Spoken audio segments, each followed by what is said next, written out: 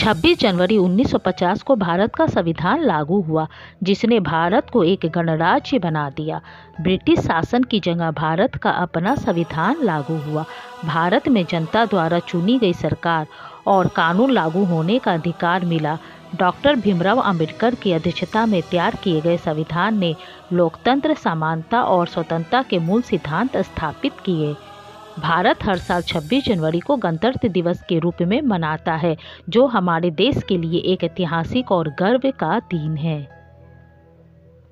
यह वो दिन है जब 1950 में भारत का संविधान लागू हुआ और भारत एक गणराज्य या रिपब्लिक बन गया। लेकिन सवाल उठता है कि 26 जनवरी की तारीख ही क्यों चुनी गई?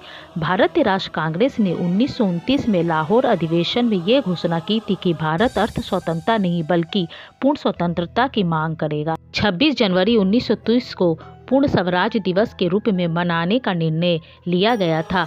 26 जनवरी 1930 को पूरे देश में भारतीयों ने स्वतंत्रता के प्रतीक के रूप में तिरंगा फहराया। हालांकि ब्रिटिश शासन इसके खिलाफ थे।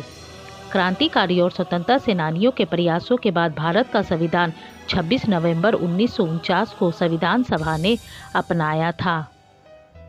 26 जनवरी 1950 को भारतीय संविधान लागू हुआ था।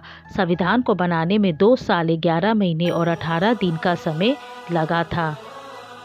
जब संविधान सभा ने भारत के लिए संविधान तैयार किया और इसे लागू करने की तारीख तय करने का समय आया तो 26 जनवरी 1950 चुना गया, ताकि इस दिन का ऐतिहासिक महत्व भी बरकरार रहे। ये एक ऐतिहासिक कदम था जो 1930 के स्वतंत्रता आंदोलन के पूर्ण स्वराज के सपने को साकार करता है। इस दिन को चुनकर देश ने 1930 के पूर्ण स्वराज दिवस को भी याद किया। 26 जनवरी 1950 को भारत का संविधान लागू हुआ, जिसने भारत को एक गणराज्य रिपब्लिक बना दिया।